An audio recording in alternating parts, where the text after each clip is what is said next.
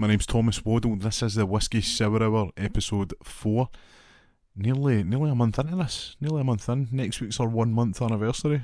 Who knew? Very, very exciting. Thank you so much for joining us on this glorious Saturday. At least I hope it is. I've seen the weather reports when we're recording this, and it's not looking too pretty. So let's hope there's no more high winds at least. Anything up to about 30 mile an hour I can deal with. Anything over that, I start panicking about roof tiles kind of clopping me in the head as a come out the shop, let's be honest. That's something like that. So how is everybody doing? Hope we're okay.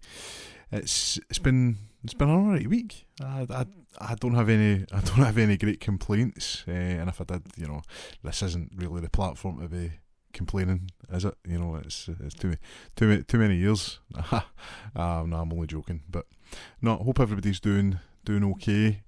Again, this week, we're just gonna go with the flow, nice and relaxed. We've got a couple of things coming up in the next kind of few weeks, maybe a month or two. So it'll be a bit more structured then, but wanted to keep it nice and relaxed over, like the next kind of hour, just going through, the exciting kind of news that's been going on. There's been a couple of things that's caught my eye. I've took a note of. People are thinking I'm being ignorant. I hear something in the radio and my memory long-term memory is pretty decent, I'm not going to lie, but the short-term memory is like a sieve. I have to carry my diary on me at all times, and if I don't write it in there, it doesn't happen. So if it's not recorded, it's not happening, sadly. So I've been writing down some pretty interesting news stories over the next few days. Couple that I'm maybe a bit more passionate about, as in, I wouldn't normally talk about this, but I was like, that's really interesting. And then there's the ones that I'm like, I'm talking about that literally all the time. So please sit down, relax, draw yourself a bath, perhaps. No, cup of tea, coffee, whatever you're drinking. White Monster, preferably at this time in the morning, I would hope. It's very good. So we're just going to crack on, go through these, and just sit in and relax. I hope you're having a good day so far. So first things first, I noticed everybody's talking about AI, and I don't know if you know this, but I'm a bit of a one-man band. I know when I post things, it says we, but I just feel like it's a bit weird saying I, I don't know. I don't want to be self-congratulatory or anything, but yeah, I use a wee bit of AI, and I don't mean like as in it's writing scripts or anything for me. As you can see, the pictures that we use here are AI, generated. But let me be totally transparent and frank with you. It takes, a lot more than you would think. It's not just a case of putting your ideas in and then it spits something out. The amount of refinement I've had to do and back and forth, it takes a wee bit of time, and it's at the point now, it remembers a good bit of me. Ideally, in the future, obviously, I would love to have somebody that I would use, to do it. I know you can use like the likes of Canva and stuff, but times are tough. And we don't want to be spending too much money at this moment in time. But down the road, you never know when the big marketing deals come in. It's who knows. Thinking about starting my own gin company. Nah, whiskey, obviously. Nah, it's used. So I noticed in the news, obviously, the main one that you hear batted about is ChatGPT, and our man Elon Musk has apparently put in, or is looking to put in a bid, a $97.4 billion. What? What is that? I think billions, I think millions are batted about that regularly that it's almost like lost its significance. And I was talking about this at work, and it's one of those ones like you're saying 1 billion, 1 million, you just say it flippantly when the reality is, and I don't have the number in front of me, and I refuse to ask ChatGPT for this, but to just demonstrate the size difference, 1 million minutes ago, it's just shy of 2 years. It's like March 23. A billion minutes ago is like 148 AD. That is gigantic, and $97.4 billion. I know in pounds it's probably going to be closer to, what's that, 40 odd billion. Jeez, that is a whole lot of money, and it's just showing you, like the AI kind of technology isn't going away. And not to take this back to games or anything, but the first time I really ever came across AI, apart from you're playing Halo and the elites are diving behind cover and you're freaking out because the AI is getting that smart. They know that I throw grenades all the time and I'm going what, it's freaking everybody out.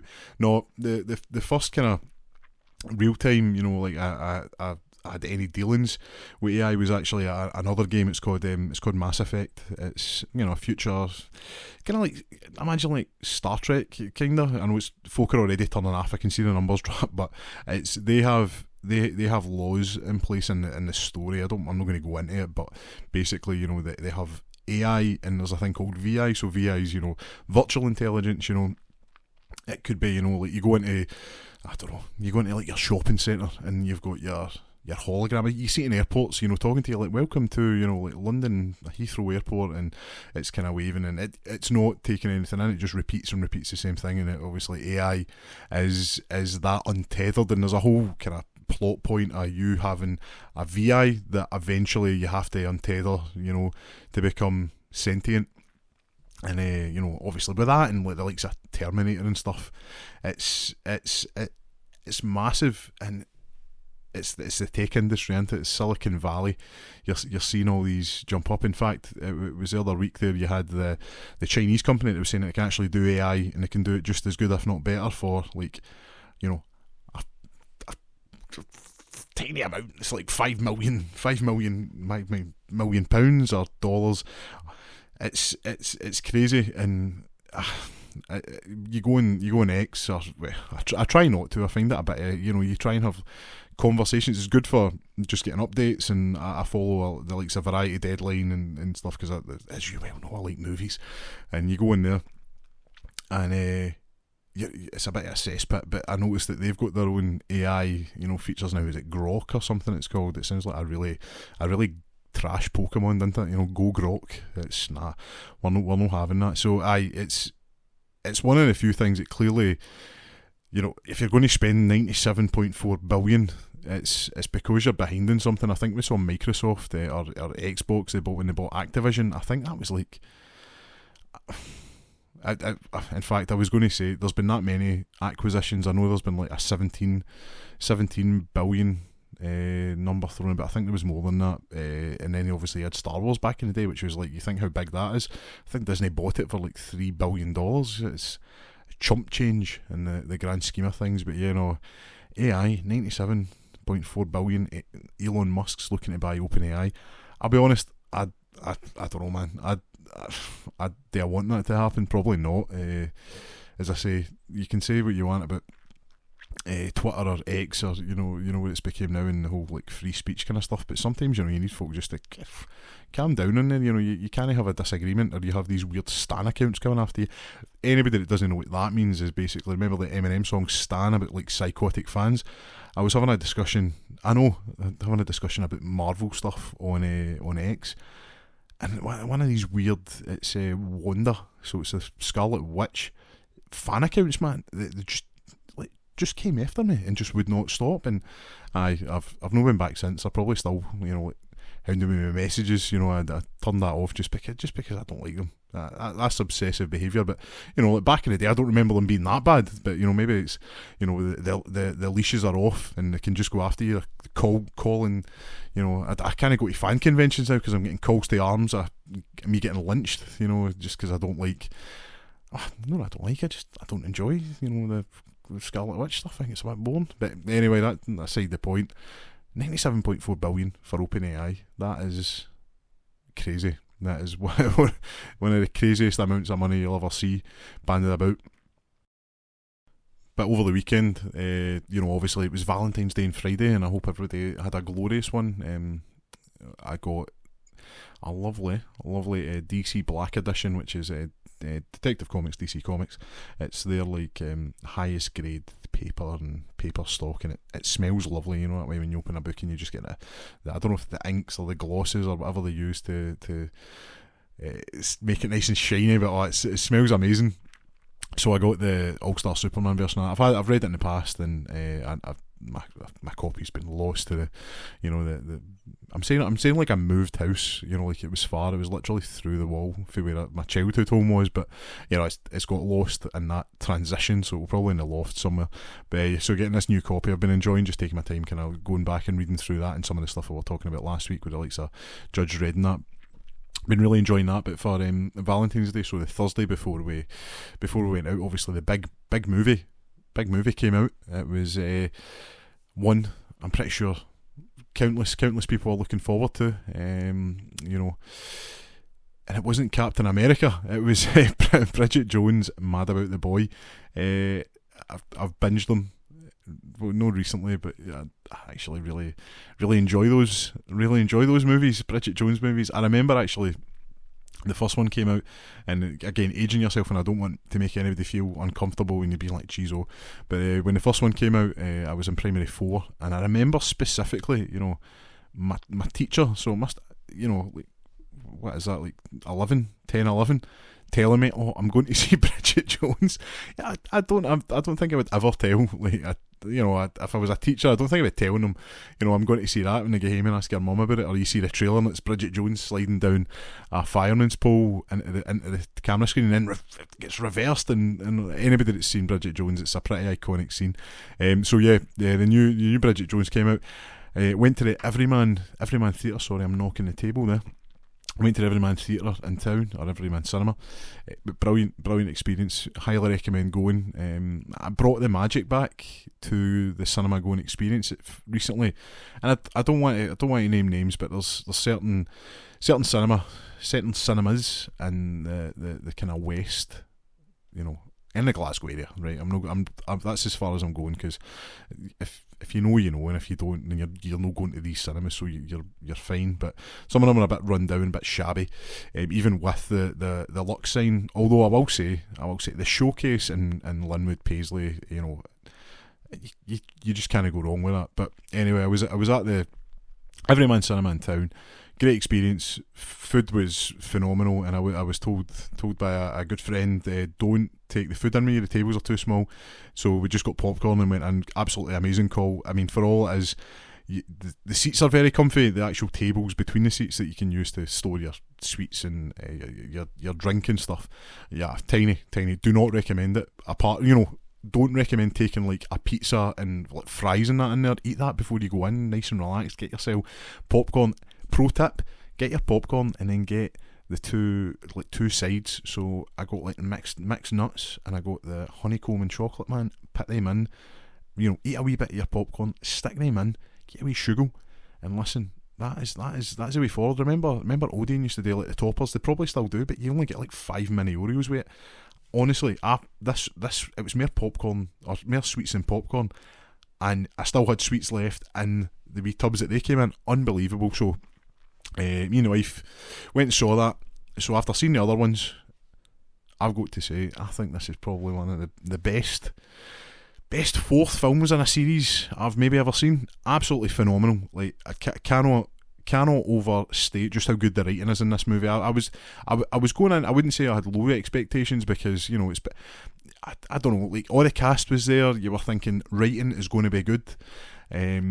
Seen a couple of the trailers, was looking forward to it. Seen Hugh Grant's back. Now, sidebar here, Hugh Grant, we always talk about, we don't always talk, but there was always the talk of, back in the day, Matthew McConaughey obviously done all the rom-com movies, done serious movies at the beginning of his career. A Time to Kill, what a film. Watched it many a time in modern studies.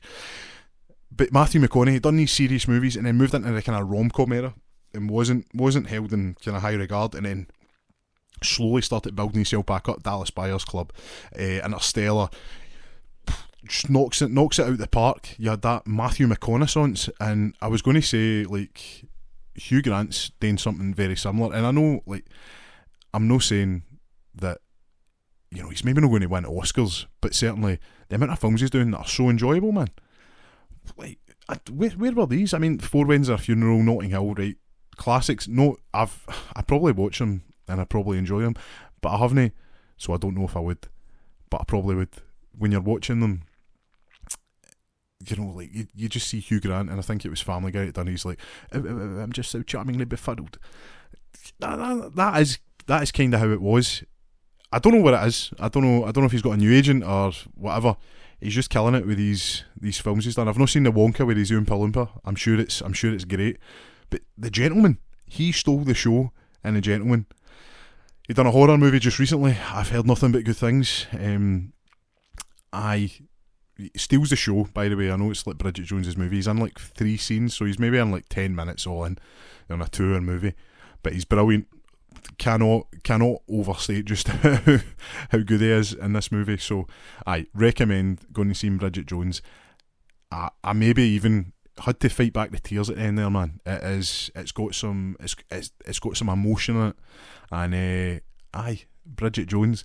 But I know we mentioned Captain America there. Haven't saw it yet, but anybody who's been following movies maybe in the last, I don't know, 2.5, 3 years when the talk of this movie was coming. Originally it was called Captain America New World Order, and any wrestling fans for the 90s probably, I've nearly said something, pretty, I don't want to say salacious, but, a bit risky there, but, I'm sure they were salivating when they heard that, back in the day, New World Order, NWO for life. But it's, Captain America Brave New World, the budget, is astronomical, and I've been reading in the trades, on the trades, listening to us, and Bloomberg. No, I'm reading online, Variety, Deadline, Hollywood, those kind of places.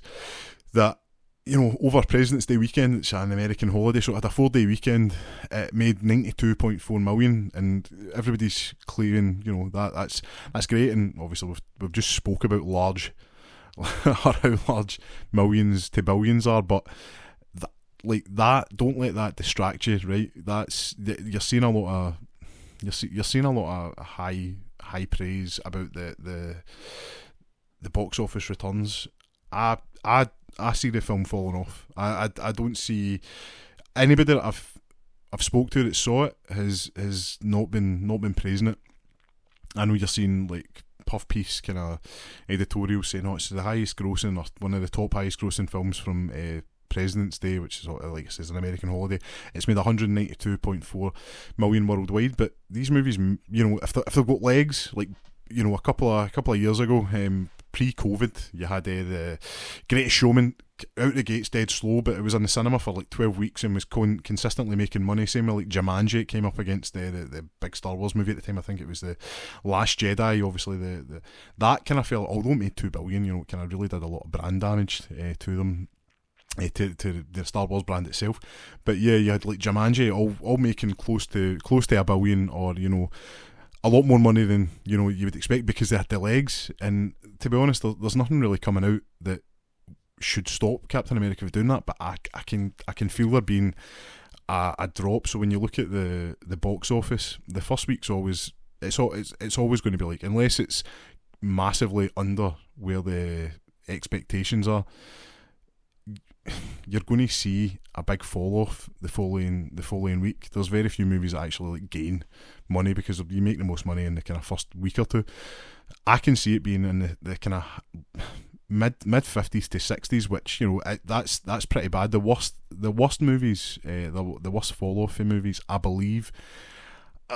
I think it was the Marvels, which came out maybe 2 or 3 years ago, and I think that was like a 70% or higher drop, which is crazy, So I don't see it doing well. I hope it does well, because like again, we've spoke about this. We want movies to do well, and we want them to succeed. It keeps people in jobs, and it's a fun pastime that I enjoy. But it's I don't think it's looking good. It's something we'll maybe have to look back on and just see. But the audience scores, I think you're seeing 82% on Metacritic, or one of these. It's either that or Rotten Tomatoes, but the Rotten Tomatoes score isn't good. And then you've got the likes of the cinema score, which is like sitting at a B-, I think, which is one of the lowest Marvels ever. And considering you've got like 32, 33 movies, it's no good. I hope it does okay. I've not saw it yet. I'll hold off to see. I'll be honest, I'm probably just going to wait till it comes to Disney Plus, which the worse a film does, is the kind of quicker you see these things kind of come out. So we'll see. But just one more example of something with long legs. Remember Mufasa when it came out? Again, haven't saw it, but I know. I wouldn't say derided, but it wasn't like the first Lion King. I was going to say live action remake because it's not. It's all CGI. But yeah, the Lion King remake, the CGI remake, it, made crazy amounts of money. And Mufasa's came out and done very little business at the beginning, but had the legs and stayed in for like, was it 10, 12 weeks now it's been out, because Sonic 3 came out at the same time. Was bigger out the gate, but then burned out quickly. So it's all about having the box office legs and trying to kind of stay in there. Again, one more example. I keep saying that, but Top Gun Maverick, just every week was constantly just like making, like made massive money out the gate. 100 odd million. And then every week, like 12 weeks in, you're still getting 9-10 million. That's crazy. It's unheard of. And eventually these things will go to your being able to rent them in iTunes and Prime Video, but you just need to hold on and see. But as things stand, Captain America, all the puff piece headlines, it looks good. We'll see how it plays out next week, but I can see there being a 60 to 70% drop in box office, which would be catastrophic. You're out there. But speaking of money and other things, obviously I'm again. Another passion. I mean, never played, but really enjoy watching football. And on Tuesday night there, you had Celtic playing Bayern Munich, and last kick of the ball, literally, it puts them out of Europe. But I think in at least the last 10, 12 years, it's probably their best showing in Europe.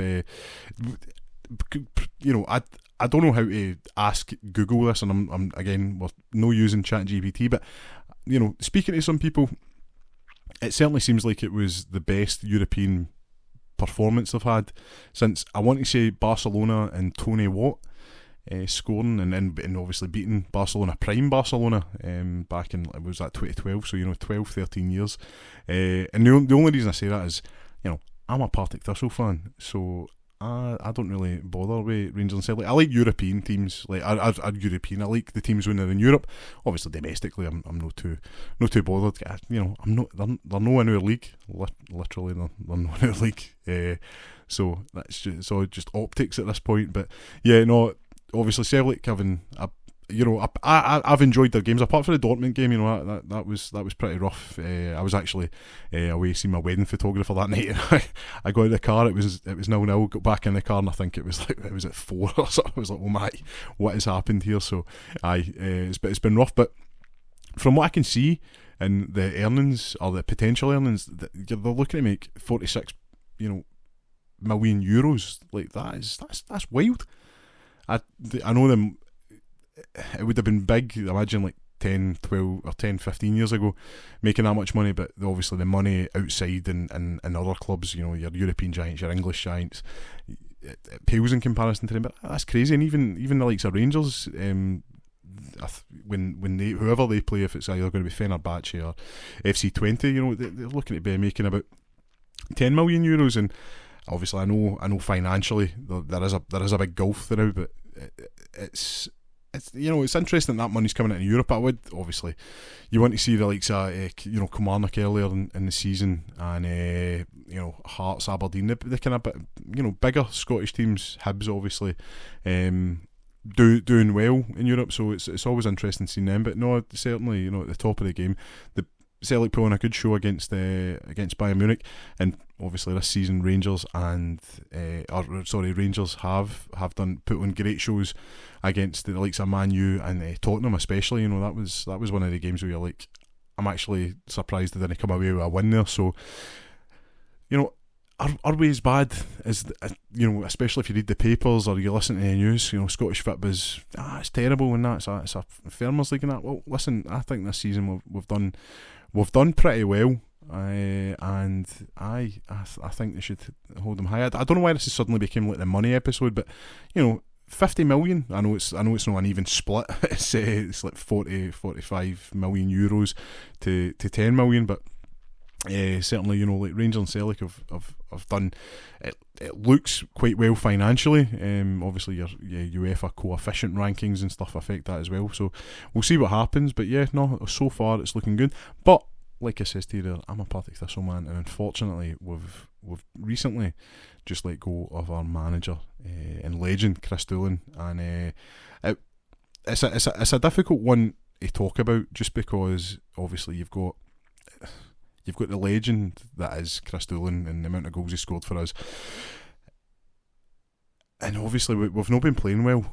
And I know financially, again, we're not in the best position to be like signing players or all that kind of stuff, and it's something you understand. But I don't know where we go, because the only thing I will say is there's a lot of managers not in work at the moment. I know that Neil Lennon, Stuart Kettlewell, and one of our more kind of senior players, Brian Graham, are looking to be in there. I actually was talking to one of the guys at work. It seems to be all day is talking at work, but I do work. We're talking, apparently Brian Graham and Mark Wilson are going to be interim at least. But I was asked, who would I like to see? As much like I think Neil Lennon is a good manager, I just think there's a lot of baggage that comes with that. I don't know if he fits us in particularly. The two names that I'd said is Stuart Kettlewell, so the former recently departed. No, wait a minute, strike that. That's weird. Stuart Kettlewell, the former. We'll go with that. The Stuart Kettlewell, the former Motherwell manager, is out of work at the moment. I don't know if we could afford them, I'll be totally honest. Or Ian Murray, Wraith Rovers manager, done amazing. We played them in the playoffs last year. Unfortunately, we didn't kind of proceed through, but they didn't have the best start to the League Cup campaign. We're out at the group stages, and the Wraith Rovers fired Ian Murray. At that, my money was in Murray. I had either Kettlewell or Murray was who I would take, but it's one of the ones, potential candidates in Scottish football. Like, who knows? Can we afford it? I honestly don't know. But listen, outside of Rangers and Celtic, this is the questions that you ask yourself more than ever. Really, is what are we going to do? How do we survive it? So listen, we'll be fine. But listen, there's other teams. We've had a really good run in the last kind of 4 or 5 years, and I think you need to be realistic. Like where you can go within Scottish football. I'm probably in the minority here. I actually really enjoy the Championship. As with English football, you have every team literally can beat every other team, and I know obviously the Premier League, you have your top 6 in England, you have Rangers, Celtic here, and obviously being like a Partick Thistle fan, what people forget is, obviously we've mentioned Rangers and Celtic, but you've got Hibs, Hearts, Aberdeen. I would even say Motherwell, Kilmarnock. There's 5 other teams that, if we can get a result, I'd be happy with. And you've got your maybe Ross County, Livingston. The teams around kind of our level size that you're like, if we win, it's fine. It wouldn't be shocking.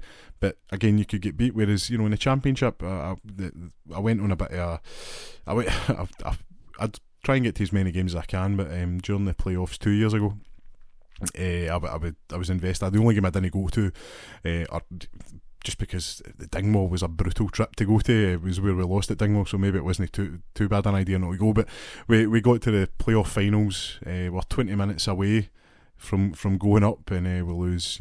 The three goal lead. We lost two. It was 2-0 up at the time, and we should have had the game sewn up at home. But it's one of these ones. But it's one of the first times in football where I felt that crushing defeat. That's like Seville for Rangers and Celtic. Like cup final defeats for Aberdeen, Hearts. Listen, I felt it, guys. I was not happy, and plus I was in Glasgow in a pub.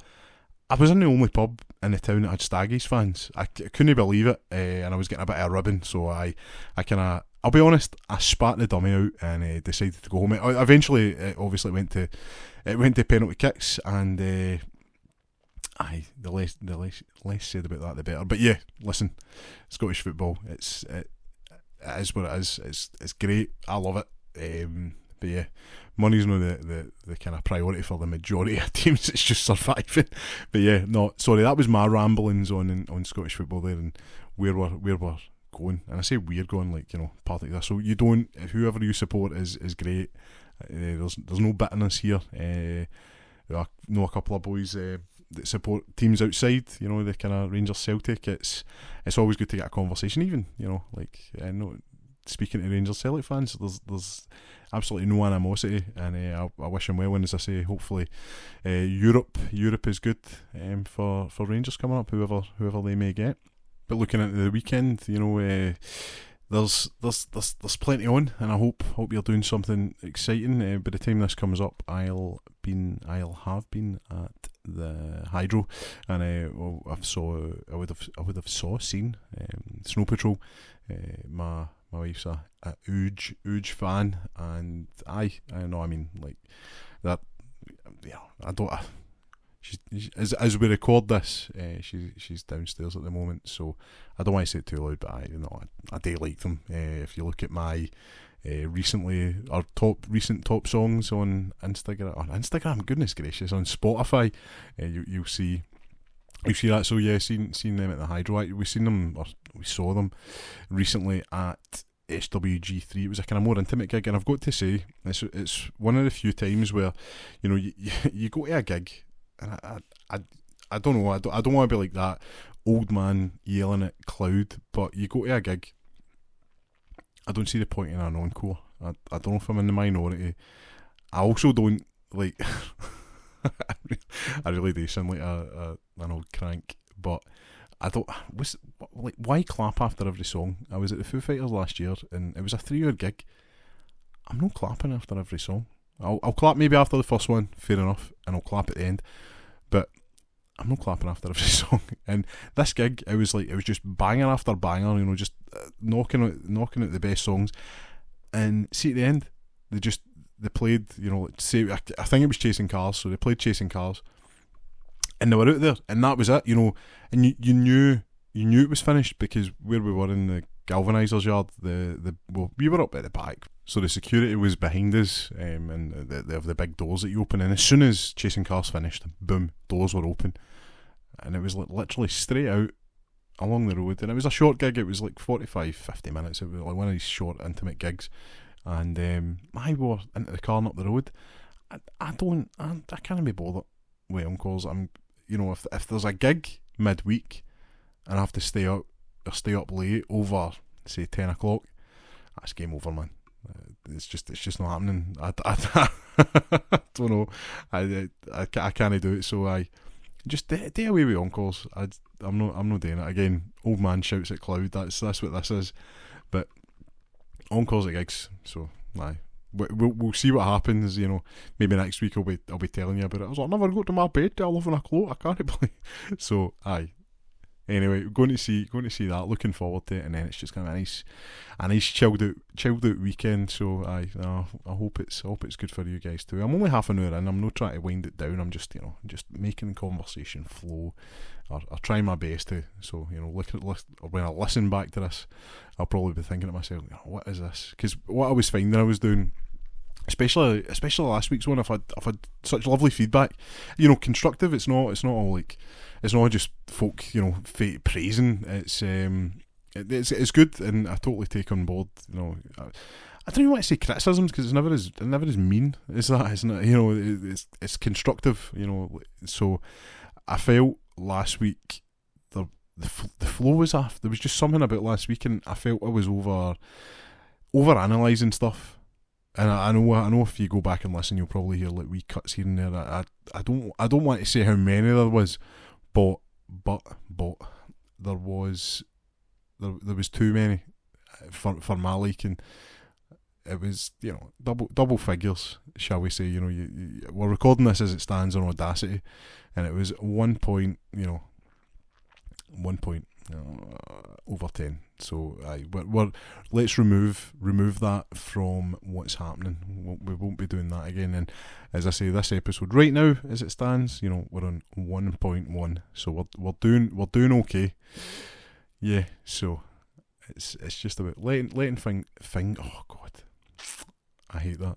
I cannot believe I just did that. I said thing.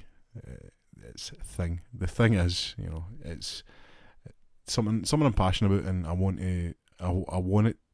it to be like a conversation. So this is probably a more rambly episode than I'd anticipated, but going back to what the outline of the show was, it was about having the kind of conversations, and I'm hoping I'm no losing empty at the bar here. I want to make sure everybody's in and enjoying themselves. But if what we're wanting here is we want a bit more interaction, whether it's in comments or if it's through DMs or email. We just want to get more interaction, and what we're getting is great. And as I say, the feedback's great, but we want to promote good conversation is what we're wanting to promote here.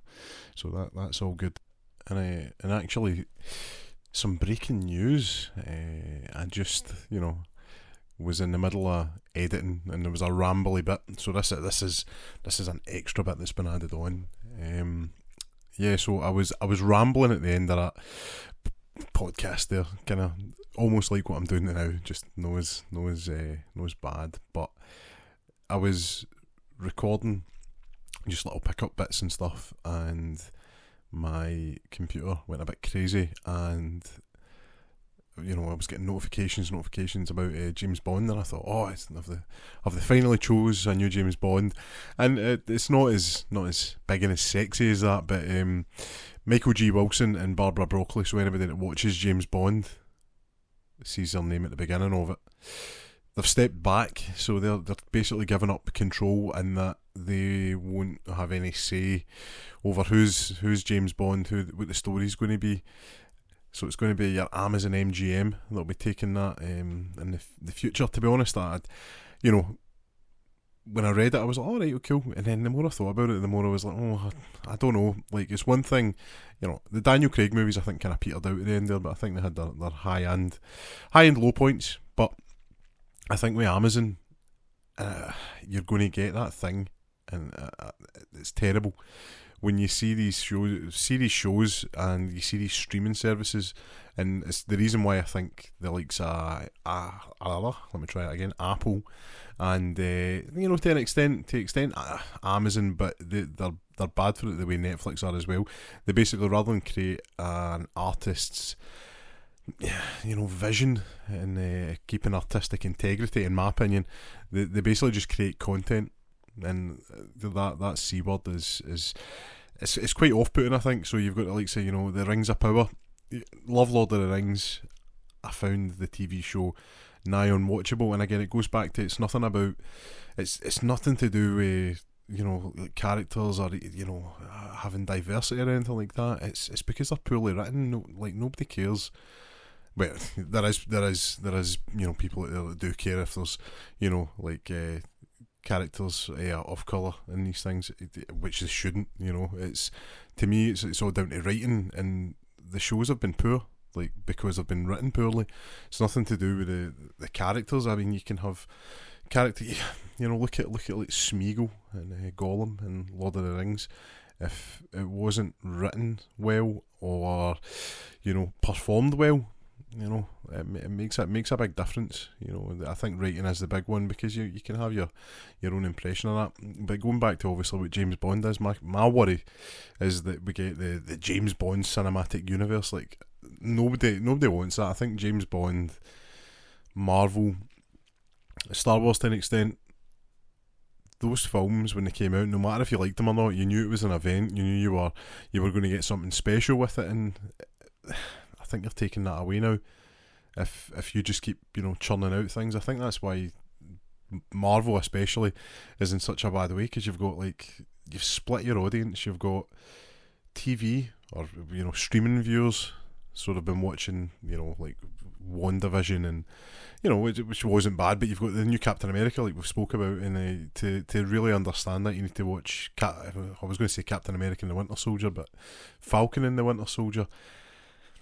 There's just, I don't think there's enough time in the day for that, and it dilutes the product. It's not special anymore. It's not always on the big screen. It becomes like, a TV movie.